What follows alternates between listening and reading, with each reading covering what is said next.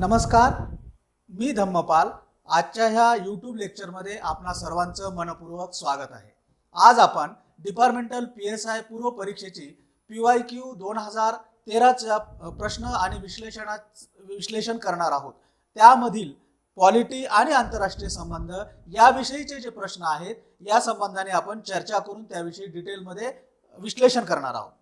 खालीलपैकी कोणत्या पदाची निवड राज्यपालाद्वारे होत नाही? आता या ठिकाणी आपल्याला काय सांगितलेलं आहे की खालीलपैकी कोणत्या पदाची निवड राज्यपालाद्वारे होत नाही असं त्यांनी स्पष्ट सांगितलेलं आहे.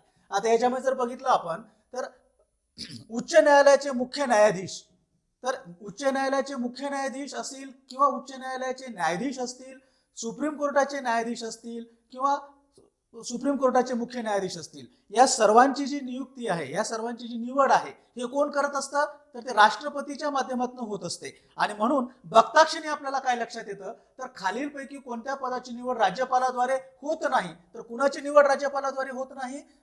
उच्च न्यायालयाचे मुख्य न्यायाधीश यांची निवड राज्यपालाद्वारे होत नाही. कुणाच्या द्वारे होते? तर याची निवड जी आहे ती प्रेसिडेंटच्या माध्यमातून होते. आणि म्हणून आपल्या ह्या प्रश्नाचं उत्तर आहे पर्याय क्रमांक 2. तर मग आता राज्याचे जे मुख्यमंत्री आहेत याची निवड ही राज्यपालाद्वारे होते का? तर कशा पद्धतीने होते? तर पहा, राज्यपाल काय करत असतात, विधानसभेमध्ये जो कोणता पक्ष बहुमतामध्ये आलेला आहे त्या पक्षाचा जो कोणी नेता आहे किंवा एखादी आघाडी आहे ती आघाडी बहुमतामध्ये आलेली आहे विधानसभेमध्ये, त्यांना सर्वात जास्त आमदार आहेत, अशांचा जो कोणी नेता असतो त्याला राज्यपाल मुख्यमंत्री म्हणून त्या ठिकाणी शपथ देत असतात. आणि म्हणून पर्याय क्रमांक 1 आपल्याला बरोबर म्हणावं लागेल. म्हणजे हे राज्याच्या मुख्यमंत्र्याची निवड कोण करत असतात? राज्यपाल त्या ठिकाणी करत असतात. त्याच वेळेला मंत्री परिषदेचे जे काही सदस्य असतात, मुख्यमंत्र्यांनी शिफारस केल्याच्या नंतर त्यांची निवड म्हणा, त्यांना शपथ देण्याचं काम सुद्धा कोण करत असतात?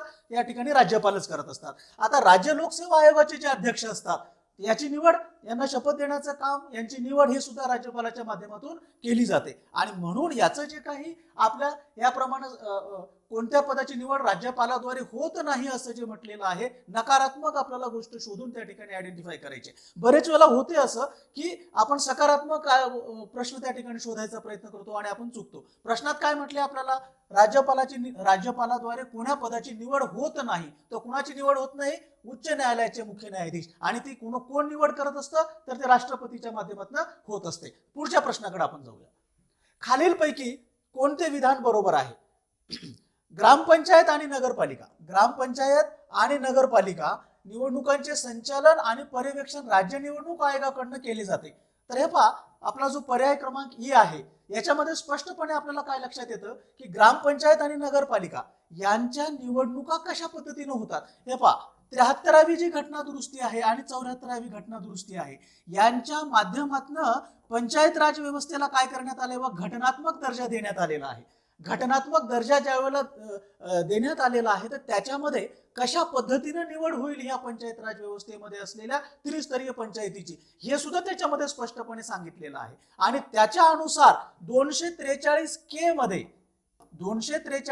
मध्ये त्या ठिकाणी स्पष्टपणे उल्लेख आहे की निवडणुका कोण घेईल? तर निवडणुका कोण घेईल? राज्य निवडणूक आयोग घेईल. अशा प्रकारचं त्या ठिकाणी वर्णन आपल्याला बघायला मिळतं. त्याच वेळेला याच्यामध्ये दोन गोष्टी सांगितल्यात, नगरपालिका सांगितल्यात आणि ग्रामपंचायत सांगितल्यात. तर 243 ZA हे कशाशी संबंधित आहे? नगरपालिका निवडणुकाच्या साठी निवडणूक आयोगाची निर्मिती, बरं का. आणि ग्रामपंचायत, त्याच्यानंतर पंचायत समिती, त्याच्यानंतर जिल्हा परिषद यांच्यासाठी निवडणुका घेण्याच्यासाठी निवडणूक आयोगाची जी निर्मिती आहे हे कशाच्या माध्यमातून करण्यात आली? 243K. म्हणून आपल्याला 243K आणि 243 ZA या दोन्ही गोष्टी आपल्याला लक्षात ठेवणं या ठिकाणी महत्वाचं आहे. तर याचं पहिलं जे आपला पर्याय आहे याच्यामध्ये आपल्याला स्पष्टपणे सांगता येतं की हे बरोबर आहे. त्याच्यानंतर दुसरा पर्याय काय आहे पहा, राज्य निवडणूक आयोगाकडून विधानसभा व लोकसभेच्या निवडणुकांचे संचालन व पर्यवेक्षण केले जाते. आता काय सांगितलं यांनी? राज्य निवडणूक आयोगाकडून केलं जातं का विधानसभा व लोकसभेच्या निवडणुकीचं? तर नाही. विधानसभा आणि लोकसभेच्या ज्या काही निवडणुका असतील तर त्याच्यासाठी आर्टिकल 324 मध्ये देशाचा जो केंद्रीय निवडणूक आयोग आहे त्याची निर्मिती करण्यात आलेली आहे. आणि म्हणून पर्याय जो आपला बी आहे हा चूक आहे. म्हणून आपलं उत्तर काय येईल पहा, खालीलपैकी कोणती विधाने बरोबर आहे. तर हे ब हे पर्याय चुकलेला आहे, ए हे बरोबर आहे. आता हे कशामध्ये आहे, पर्याय क्रमांक 1 मध्ये, त्याच्यामुळे पर्याय क्रमांक 1 बरोबर. पुढचं बघूया आपण, खालीलपैकी कोणती विधाने बरोबर आहे. राज्याच्या राज्यपालाची नियुक्ती भारताचे राष्ट्रपती करतात का, तर निश्चित रूपाने करतात, केंद्र सरकारच्या शिफारशीच्या माध्यमावरती, म्हणून हे पर्याय आपला काय आहे, बरोबर आहे पहा. राज्यपाल संसद सदस्य असू शकत नाहीत, पण ते राज्य विधिमंडळाच्या कोणत्याही सभागृहाचा सदस्य असू शकतात का, तर हे नाही आहे. जर समजा त्या ठिकाणी राज्यपाल जर संसदेचा सदस्य असेल किंवा विधानसभेचा कुठल्याही सभागृहाचा सदस्य असेल आणि त्याच्यानंतर त्याची जर निवड त्या ठिकाणी राज्यपाल म्हणून झालेली असेल, तर त्याला त्या पदाचा राजीनामा द्यावा लागतो. आणि म्हणून हे जे काही आपल्याला बी मध्ये सांगितलेली इन्फॉर्मेशन आहे ही आपल्याला चुकीची आहे. त्याच्यानंतर एखाद्या व्यक्तीची 2 किंवा अधिक राज्याचा राज्यपाल म्हणून त्या ठिकाणी निवड होऊ शकते का, नियुक्ती होऊ शकते का, तर निश्चित रूपाने होऊ शकते. आपण बरेच वेळेला बघितलंय की महाराष्ट्राचा राज्यपाल बरेच वेळेला गोव्याचा राज्यपाल सुद्धा त्या ठिकाणी नियुक्त केलेला आपल्याला बघायला मिळतो. आपण हे सुद्धा आपल्याला म्हणजे हे कॉमन अशा प्रकारची प्रॅक्टिस आहे की एक राज्यपाल त्याच्या आजूबाजूच्या एखाद्या राज्याचा सुद्धा त्या ठिकाणी राज्यपाल होऊ शकतो. त्याच्यानंतर पुढचा आपल्याला पर्याय दिला आहे, राज्यपालांना मिळणारे मानधन किंवा भत्ते यांच्या कार्यकाळात कमी करता येत नाहीत. हे बरोबर आहे, हे सुद्धा बरोबर आहे. म्हणून आपलं एकंदरीत जे उत्तर आहे हे आपलं काय म्हणता येईल पहा, ए बरोबर आहे, त्याच्यानंतर सी बरोबर आहे, त्याच्यानंतर डी बरोबर आहे. म्हणून आपलं उत्तर काय आहे, पर्याय क्रमांक 1. याच्यानंतर पुढच्या प्रश्नाकडे वळूया. विधान ए, धन विधेयक प्रथम विधानसभेत मांडले जाते का, निश्चित रूपाने. जर समजा आपल्याला पार्लमेंटच्या लेवलला जर बघायचं असेल तर ते लोकसभेमध्ये मांडलं जाईल केंद्रीय लेवलवरती, आणि राज्याच्या लेवलवरती जर बघायचं असेल तर सुरुवातीला आपल्याला विधानसभेमध्येच धन विधेयक मांडावं लागतं. हे पर्याय अगदी बरोबर आहे. त्याच्यानंतर राज्यपालांच्या पूर्वसंमतीने ते मांडावं लागतं का, तर निश्चित रूपानं राज्यपालाच्या पूर्वसंमतीनं हे मांडावं लागतं, याच्यामध्ये काही दुमत नाही. आता आपल्याला पर्याय जे दिलेले आहेत त्याच्यामध्ये काय म्हटलंय बघा, ए आणि बी बरोबर आहेत म्हणे. बी हे ए चे बरोबर स्पष्टीकरण आहे का, बी हे ए चे बरोबर स्पष्टीकरण आहे का, म्हणजे काय, राज्यपालांच्या पूर्वसंमतीने धनविधेयक मांडले जाते म्हणून धनविधेयक विधानसभेत मांडले जाते असं त्याचा काही अर्थ नाही. त्याच्यामुळे हे काय आपल्याला इलॉजिकल आहे. याच्यानंतर पुढचं जे आहे, ए आणि बी बरोबर आहेत पण बी हे ए चे स्पष्टीकरण नाही. हे अगदी बरोबर आहे, दोन्हीही वाक्य बरोबर आहेत पण त्यांचा यथार्थी एकमेकाशी फारसा काही संबंध नाही, आणि म्हणून आपल्याला पर्याय क्रमांक 2 जे आहे हे या ठिकाणी बरोबर आहे असं आपण म्हणू शकतो. आता खालचं काय सांगितलेलं आहे पहा, ए बरोबर आहे बी चूक आहे असं नाही, हे दोन्ही बरोबर आहेत, त्याच्यामुळे 3 हे काही याच्यामध्ये बरोबर नाही. त्यानंतर पुढचं काय सांगितलं, ए चूक आहे आणि बी बरोबर आहे, त्याच्यामुळे हे सुद्धा या ठिकाणी आपल्याला रॉंग म्हणून म्हणता येईल. म्हणून आपलं उत्तर कोणता या ठिकाणी, पर्याय क्रमांक 2, ए आणि बी हे दोन्ही बरोबर आहेत पण बी हे ए चे स्पष्टीकरण नाही असं त्याचं उत्तर आपल्याला सांगता येतं. पुढचा आपला प्रश्न बघूया, खालीलपैकी कोणते विधान ग्रामसभेला लागू होत नाही. आपण स्पष्टपणे मागच्या आपल्या प्रश्नपत्रिकेच्या विश्लेषणामध्ये बघितलेलं आहे. ग्रामसभा म्हणजे काय हे आपण व्यवस्थितपणे बघितलेलं आहे. बघू आता याच्यापैकी कोणते पर्याय लागू पडतात. गावातील सर्व प्रौढ नागरिक ग्रामसभेचे सदस्य असतात का, निश्चित रूपाने असतात. प्रौढ म्हणजेच काय, त्या ठिकाणी बघा ज्याचं वय 18 वर्ष पूर्ण झालेलं आहे त्याला आपण काय म्हणत असतो, प्रौढ म्हणत असतो. गावातील सर्व प्रौढ नागरिक जे आहेत ते ग्रामसभेचे सदस्य असतात का, त्याचं उत्तर आहे हो, त्याच्यामुळे हे आपल्याला बरोबर म्हणता येईल. ग्रामसभेच्या बैठकीचे अध्यक्ष सरपंच भूषवतात का, तर हे सुद्धा बरोबर आहे, अगदी बरोबर आहे. ग्रामसभा ग्रामपंचायतीच्या कार्यावर नियंत्रण ठेवते का, तर निश्चित रूपानं ग्रामपंचायतीच्या कार्यावरती देखरेख ठेवण्याचं काम सुद्धा ग्रामसभा करत असते. आता चौथं जे आहे त्याच्यामुळे ए बी आणि सी हे तिन्ही बरोबर आहे. आपल्याला उत्तर काय शोधायचं आहे, खालीलपैकी कोणते विधान ग्रामसभेला लागू होत नाही. बघा आता हे तिन्ही आपले बरोबर आले. चौथं बघूया, म्हणजे डी मध्ये सरपंचाच्या अनुपस्थितीत ग्रामसेवक ग्रामसभेच्या अध्यक्षांना भूषवतात का, नाही. ग्रामसेवक हे ग्रामपंचायतीचे नोकर आहेत, लिटरली नोकर आहेत, त्याच्यामुळे त्या ठिकाणी अध्यक्षपद सरपंचाच्या अनुपस्थितीमध्ये भूषवू शकत नाही. कोण भूषवतात मग, सरपंच जर त्या ठिकाणी नसेल तर त्या ठिकाणी कोण त्या ठिकाणी भूषवतात, उपसरपंच. आणि उपसरपंच जर ऍब्सेंट असतील तर ज्येष्ठ सदस्य जो आहे कशामधला, आपल्या ग्रामपंचायतीमधला जो ज्येष्ठ सदस्य आहे तो त्या ठिकाणी अध्यक्षपद भूषवत असतो, आणि त्याच्यामुळे याच्यामधलं डी जे आहे हे चुकीचं आहे. तर याच्यामधलं उत्तर कोणतं आहे, फक्त डी हे चुकीचं आहे. हे आपल्या क्वेश्चनला अनुसरून असलेला पर्याय आपल्याला आयडेंटिफाय करता येऊ शकतो. पुढचा प्रश्न बघा, खालील विधाने पहा. राज्यपाल राज्य विधानमंडळाचा भाग आहेत, हे बरोबर आहे. तो राज्य विधिमंडळाला संबोधित करू शकतात का? निश्चित रूपाने करू शकतात. आणि संदेश पाठवू शकतात का? पाठवू शकतात. ही घटना कधी होत असते? ज्या वेळेला विधानसभेचं अधिवेशन असतं तर राज्यपालाच्या अभिभाषणाने त्या ठिकाणी त्याची सुरुवात होत असते. त्याच्यामुळे हे आपलं पहिलं ए जे आहे एकदम बरोबर आहे.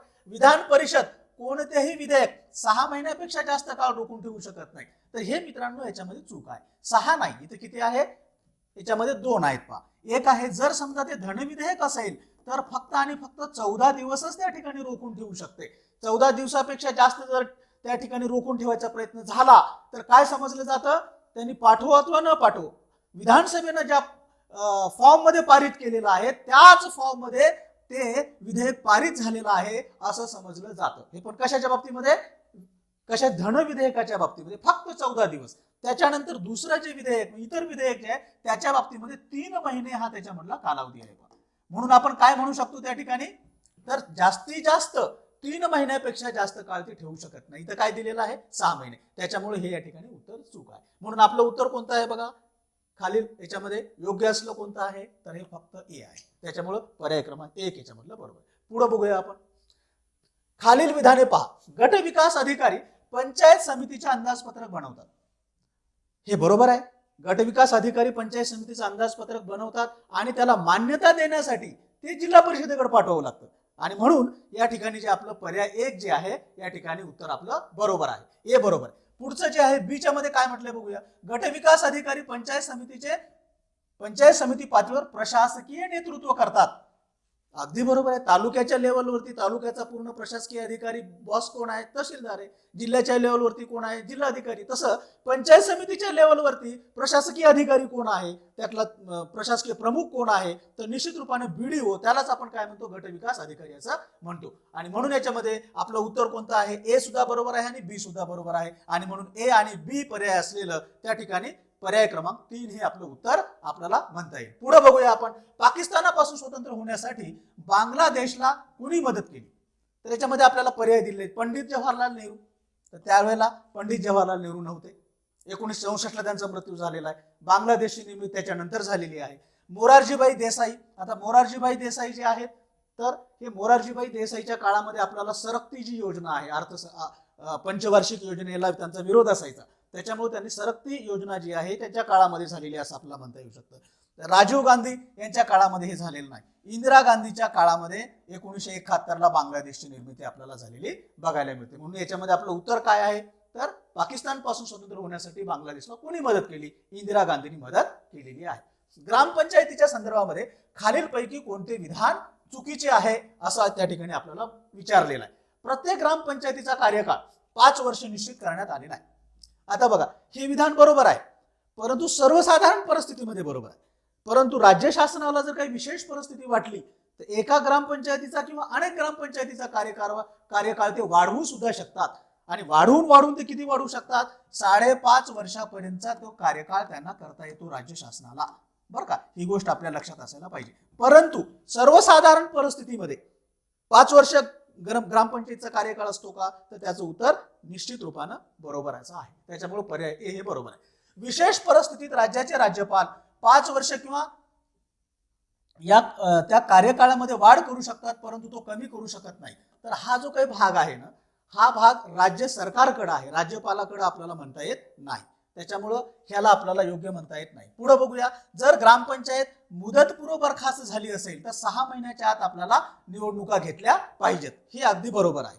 त्याच्यामुळे बघा याच्यामध्ये आपलं उत्तर कोणतं आहे? तर फक्त बी जे आहे हे आपल्याला चुकीचं या ठिकाणी आयडेंटिफाय आपण केलेलं आहे. आणि त्याचा पर्याय कोणता आहे? पर्याय क्रमांक 2. पुढे बघूया आपण पुढचा प्रश्न.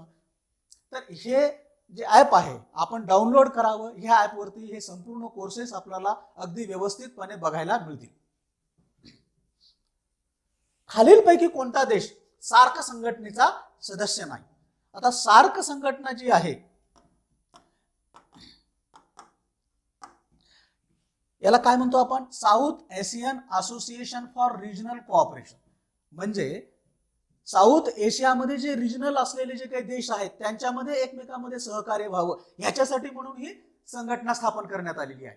आता या संघटनेचे जे काही सदस्य आहेत हे आपल्याला पाठ असणं, माहिती असणं हे आपल्याला निश्चित रूपानं अपेक्षित आहे. तर ह्याच्यामध्ये जर बघितलं आपण तुम्ही एक ट्रिक लक्षात घ्या की आपले जे नेबरिंग कंट्रीज आहेत त्या नेबरिंग कंट्रीज मधनं 2 कंट्रीज वगळायच्या. एक आहे चायना वगळून टाका आणि दुसरा आहे म्यानमार वगळून टाका, बरं का. आणि त्याच्यामध्ये जे आहे ऍड काय करायचं, एक मालदीव ऍड करा आणि दुसरं जे आहे तो श्रीलंका ऍड करा. तर आपल्याला काय येऊन जाईल त्याच्यामध्ये बघा, आपले जे सार्क देशाचे जे काही संघटनेचे सदस्य आहेत ते सर्वच्या सर्व येऊन जातील. मग आता तुम्हाला जर हे सार्क संघटनेची नावं जर आपल्याला बघायची असतील तर इंडिया आहे, त्याच्यानंतर अफगाणिस्तान आहे, त्याच्यानंतर पाकिस्तान आहे, त्याच्यानंतर नेपाळ आहे, त्याच्यानंतर भूटान आहे, त्याच्यानंतर काय बघा काय मालदीव आहे, त्याच्यानंतर काय आहे श्रीलंका आहे. तर अशा प्रकारे याच्यामध्ये आता काय म्हटलं आपल्याला, खालीलपैकी कोणता देश सार्क संघटनेचा सदस्य नाही. आता बघा भूतान आहे का आपण घेतलंय, आहे. बांगलादेश घेतलाय का आपण, बांगलादेश सुद्धा आहे, त्याच्यामुळं सदस्य नाही म्हटले, म्हणजे हे सुद्धा आहे, हे सुद्धा आहे. मालदीव आहे का, मालदीव सुद्धा आहे. म्यानमार जे आहे आपण सुरुवातीलाच म्हटले चायना आणि म्यानमार हे 2 सार्क संघटनेचे सदस्य नाही. याच्यामध्ये म्यानमार आपलं उत्तर या ठिकाणी आहे. खालीलपैकी कोणता देश सार्क संघटनेचा सदस्य नाही, कोणता देश नाही तर म्यानमार हा जो देश आहे हा सार्क संघटनेचा सदस्य नाही. हे आपल्याला या ठिकाणी उत्तर आयडेंटिफाय करता येतं. पुढचा प्रश्न बघा, खालील विधाने पहा. स्वतंत्र बोडोलँडची मागणी 1951 पासून आहे. तेलंगणा हे भारतातील 30वे राज्य आहे. तेलंगणा हे जे राज्य आहे हे भारतातील 30वे राज्य नसून ते 29वे राज्य आहे. कितवा आहे, 29वे राज्य आहे. आणि बोडोलँडच्या संदर्भामध्ये आपण बघितलं तर आसाम ह्या प्रदेशामध्ये जे नॉर्थ ईस्ट मधला आपला प्रदेश आहे त्याच्यामध्ये ट्रायबल लोकांनी एक आपली बोडोलँड सेपरेट अशा प्रकारचं स्टेट असावं अशा प्रकारची मागणी त्या ठिकाणी केलेली आपल्याला बघायला मिळते. आणि याची जी सुरुवात आहे 6667 पासून मोठ्या प्रमाणावरती झालेली आहे. म्हणून आपल्याला 6667 अशा पद्धतीनं म्हणता येऊ शकतं. पण आपल्याला आयोगानं जे काही आन्सर दिलेला आहे त्या आयोगाच्या आन्सरमध्ये आपल्याला एक बोडोलँडची मागणी 1951 पासून आहे अशा पद्धतीनं त्यांनी सांगितलेलं आहे. त्याच्यामुळे जर आपण बघितलं तर ऍक्च्युअली जर बघितलं 66-67 पासून त्याची मोठ्या प्रमाणावर मागणी आहे, परंतु आयोगाने जे सांगितलं आहे ते 1951 पासून हे आपल्याला सांगितलेलं आहे. पुढचा प्रश्न आपण बघूया. कोणत्या वर्षी भारत आणि म्यानमार यांच्यात मैत्री करार घडून आलेला आहे? म्यानमार आणि भारत यांच्यामध्ये म्हणजेच म्यानमार म्हणजे ब्रह्मदेश यांच्यामध्ये मैत्री करार कोणत्या वर्षी घडून आलेला आहे तर तो 1951 मध्ये घडून आलेला आहे. आता त्या मैत्री करारामध्ये काय होतं तर दोन्ही देशांनी एकमेकाच्या स्वातंत्र्याचा सन्मान केला पाहिजे, एकमेकांच्या अधिकाराचा सन्मान केला पाहिजे, एकमेकाला प्रगतीसाठी पोषक असल्या प्रकारच्या बाबी निर्माण केल्या पाहिजेत.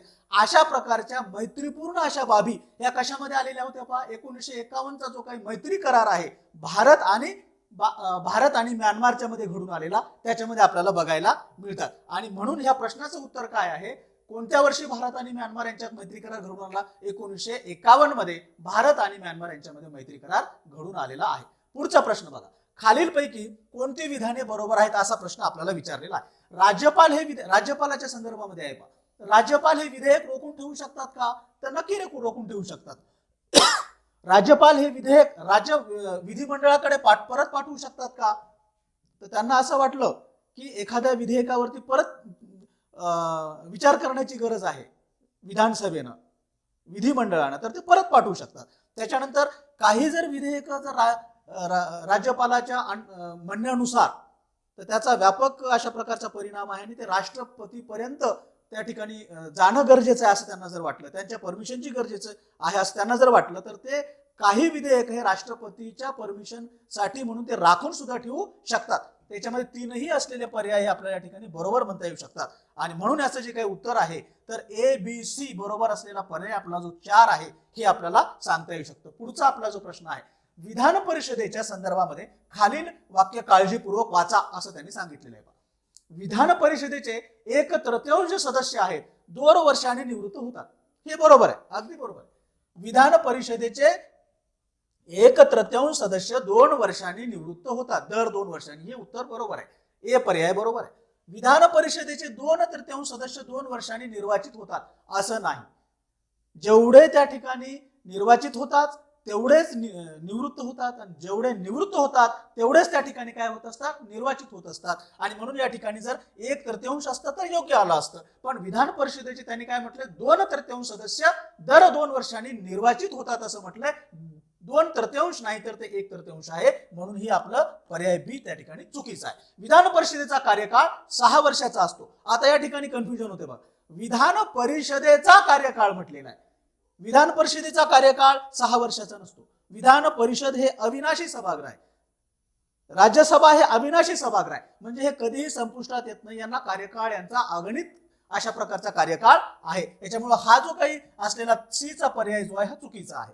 विधान परिषदेच्या प्रत्येक सदस्याचा कार्यकाळ 6 वर्षाचा, हे बरोबर आहे. विधान परिषदेच्या बाबतीमध्ये 2 वाक्य आपल्याला कन्फ्युज करू शकतात. एक आहे विधान परिषदेचा कार्यकाळ म्हटला तर तो त्या ठिकाणी अविनाशी सभागृह आहे, आणि विधान परिषदेचा जो सदस्य असतो त्याचा कार्यकाळ किती आहे तर तो 6 वर्षाचा आहे. हे आपण लक्षात घ्यायला पाहिजे. आणि म्हणून या ठिकाणी उत्तर काय आहे पहा, ए आणि डी हे बरोबर असलेलं उत्तर कोणतं आहे, ए आणि डी हे बरोबर आहे. बी हे चुकीचं आहे आणि विधान परिषदेचा कार्यकाळ 6 वर्षाचा असलेलं हे सुद्धा चुकीचं आहे. म्हणून आपलं उत्तर कोणतं आहे, ए आणि डी बरोबर असलेलं पर्याय क्रमांक 3 हे आपलं उत्तर आहे. पुढचं बघूया. 2013 मध्ये भारतीय राष्ट्रीय काँग्रेसच्या उपाध्यक्षपदी कुणाची निवड करण्यात आलेली होती. हे त्यावेळेसच्या करंट अफेअरचा प्रश्न आहे आणि याचं उत्तर सिंपलच आहे, राहुल गांधी यांची त्यावेळेला राजकारणामध्ये नव्याने एंट्री त्या ठिकाणी मोठ्या प्रमाणावरती झालेली होती आणि युपीएचं त्यावेळेला सरकार सुद्धा होतं. त्यावेळेला त्यांची निवड जी आहे राष्ट्रीय उपाध्यक्ष म्हणून झालेली आपल्याला बघायला मिळते. सोनिया गांधी त्यावेळेला काय होत्या, युपीएच्या चेअरपर्सन होत्या. कपिल सिब्बल त्यावेळेला केंद्रीय मंत्री होते आणि प्रियंका गांधी तर हे आता त्यावेळेला काही राजकारणामध्ये हे नव्हत्या. मुंबई उच्च न्यायालयाच्या खंडपीठाचा अयोग्य पर्याय निवडा. हे आपलं साधं आणि सोपं अशा प्रकारचं असलेलं प्रश्न आहे. पहा, मुंबई उच्च न्यायालयाचं खंडपीठ जे आहे हे पणजीला आहे का तर नक्की आहे. गोव्यामध्ये पणजीला हे पीठ आहे, नागपूरमध्ये आहे, औरंगाबादमध्ये आहे, परंतु पुण्यामध्ये हे काय त्या ठिकाणी खंडपीठ नाही मुंबई उच्च न्यायालयाचं. आणि म्हणून त्यांनी जो प्रश्न विचारलाय खंडपीठाचा अयोग्य पर्याय निवडा, म्हणजे पुणे हे या ठिकाणी आपलं उत्तर आहे, कारण ते अयोग्य विचारलेलं आहे आणि पुणे हे या ठिकाणी अयोग्य आहे. का म्हणून खालील विधाने पहा असं म्हटलेलं आहे. ग्रामसभा गावातील लोकांकडून निवडून दिलेल्या सदस्यांची मिळून बनते का. या ठिकाणी निवडून देण्याचा कॉन्सेप्ट नाही. कशामध्ये, ग्रामसभेमध्ये. कोणता कॉन्सेप्ट आहे, ज्यांचं वय 18 वर्ष झालेलं आहे, जे प्रौढ झालेले आहे, स्त्री पुरुष, त्या गावातल्या एरियामधले ग्रामपंचायतीच्या एरियामधले ते सर्वच्या सर्व लोक कोण आहेत तर ते ग्रामसभेचे सदस्य आहेत. निवडून या ठिकाणी दिलं जात नाही. ग्रामपंचायतीमध्ये निवडून दिल्यानंतर ते सदस्य बनतात. ग्रामसभेच्या सदस्यत्वासाठी निवडणूक त्या ठिकाणी नाही. म्हणून या ठिकाणी जो आपला पहिला जो काही पर्याय सांगितलेला आहे तर हा या ठिकाणी आपला चुकीचा म्हणता येऊ शकतो. ग्रामसभा पंचायत क्षेत्रातील 18 वर्ष पूर्ण केलेल्या व्यक्तींची मिळून बनते का तर आपण आताच म्हटलेलं आहे की हे पर्याय आपला बरोबर आहे. तर या ठिकाणी वरील पैकी कोणतं विधान बरोबर आहे तर फक्त बी असलेलं जे काही विधान आहे हे बरोबर आहे. म्हणून आपला पर्याय क्रमांक 2 हे या ठिकाणी बरोबर आपल्याला म्हणता येईल. पुढचं जे काही आहे, खालील पैकी कोणते मुख्यमंत्र्याचे कार्य नाही असं म्हटलेलं आहे. बघा, मंत्री परिषदेची निर्मिती करणे. आता मुख्यमंत्र्याला शपथ कोण दिलेली आहे, राज्यपालाने दिलेली आहे. मग राज्यपाल शपथ दिल्यानंतर मुख्यमंत्री काय करत असतो तर त्या ठिकाणी आपल्या आमदारांमधून त्याच्या पसंतीचे जे कोणी लोक असतील त्यांना तो त्या मंत्री परिषदेमध्ये घेत असतो. आणि म्हणून आणि त्याच्यानंतर मग ते राज्यपाल त्यांना शपथ देऊन मंत्री परिषदेमध्ये त्याची स्थापना करत असतात. म्हणून पहिलं जे काही आपला पर्याय आहे मंत्री परिषदेची निर्मिती करणे हे तर बरोबरच आहे, त्याचं कार्यच आहे मुख्यमंत्र्याचं. मंत्री परिषदेच्या बैठकीच्या अध्यक्षस्थान कोण स्वीकारतो तर मुख्यमंत्री स्वीकारतो. याच्यामध्ये हे सुद्धा बरोबर आहे. राष्ट्रपती आणि मंत्री परिषदेमध्ये दुवा साधणं. आता या ठिकाणी बघा, मुख्यमंत्री म्हटलं की काय आहे, इकडल्या बाजूला कोण आहे मंत्री परिषद आहे आणि इकडल्या बाजूला कोण आहे राज्यपाल आहे, राष्ट्रपती नाही. इथं जर पंतप्रधान असता तर आपण काय केलं असतं, या ठिकाणी मंत्री परिषद आहे आणि या ठिकाणी काय आहे राष्ट्रपती आहे. म्हणून यांनी काय केलं, कन्फ्युजन करण्यासाठी आपल्याला काय केलेलं आहे पहा, राष्ट्रपती आणि मंत्री परिषदेमध्ये दुवा मुख्यमंत्री साधत नाही तर कोणामध्ये साधतो, राज्यपाल आणि मंत्री परिषदेमध्ये दुवा कोण साधत असतो तर त्या ठिकाणी मुख्यमंत्री साधत असतो. म्हणून अयोग्य असलेला पर्याय आपल्याला 3 हा पर्याय दिसतो. आता बघा, धोरणामध्ये समन्वय साधणे हे तर मुख्यमंत्र्याचं कामच आहे, त्याच्यामुळं याच्यामध्ये काही चुकीचं असं नाही. परंतु पर्याय क्रमांक 3 जो आहे, राष्ट्रपती आणि मंत्री परिषदेमध्ये दुवा साधणे, हा पर्याय चुकीचा आहे. याच्याऐवजी राज्यपाल आणि मंत्री परिषदेमध्ये दुवा साधणे हे पर्याय त्या ठिकाणी जर आला असता तर ते बरोबर राहिला असता. पुढचा प्रश्न बघूया. 73व्या घटना दुरुस्तीच्या संदर्भामध्ये खालील विधाने आपल्याला पाहायला सांगितले. भारतीय संविधानाच्या कलम 243 च्या अनुसार राज्यांचे राज्यपाल प्रत्येक 5 वर्षानंतर पंचायतीच्या आर्थिक स्थितीचे परीक्षण करण्यासाठी राज्य वित्त आयोगाची त्या ठिकाणी स्थापना करत असतात. अगदी बरोबर आहे. 73व्या घटना दुरुस्तीच्या माध्यमातून फिनान्स कमिशन, ज्याला आपण वित्त आयोग असं म्हणतो, 243 मध्ये याची स्थापना करण्यात आलेली आहे. त्याच्यामुळे वित्त आयोगाची स्थापना ही कशामध्ये झालेली आहे? 243 मध्ये.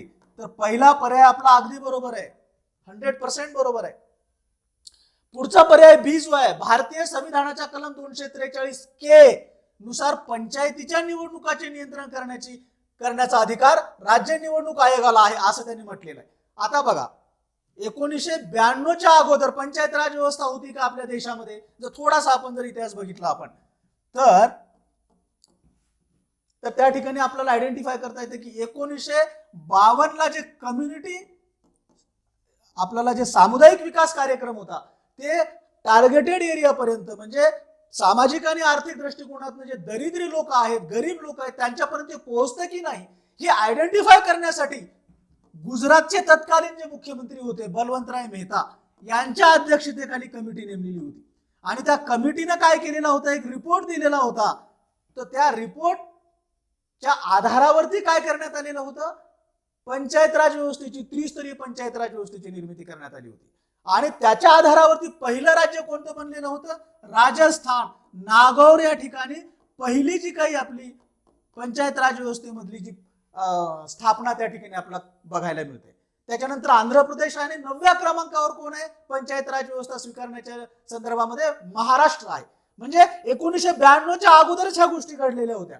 मग 1992 नंतर असं काय घडलं आणि 1992च्या अगोदरची पंचायत राज व्यवस्था काय आहे हे थोडं जर आपल्याला आयडेंटिफाय करता आलं पाहिजे. अगोदर काय होतं? घटनात्मक दृष्टिकोनातून बंधन नव्हतं. म्हणजे केंद्र सरकारने त्या शिफारसी स्वीकारल्यात, राज्याला वाटलं तर त्यांनी करावं, राज्याला वाटलं नाही तर त्यांनी करू नये, अशा प्रकारचं ते होतं. पण ज्यावेळेला घटनेमध्ये दुरुस्ती करून घटनात्मकता देण्यात येते, हे कोणत्या कमिटीच्या माध्यमातून करण्यात आलं? सिंघवी कमिटी जी आहे, LM सिंघवी, या कमिटीने शिफारस केली की पंचायत राज व्यवस्था नितांत आवश्यक आहे. कशासाठी? Decentralisation of डेमोक्रेसीसाठी.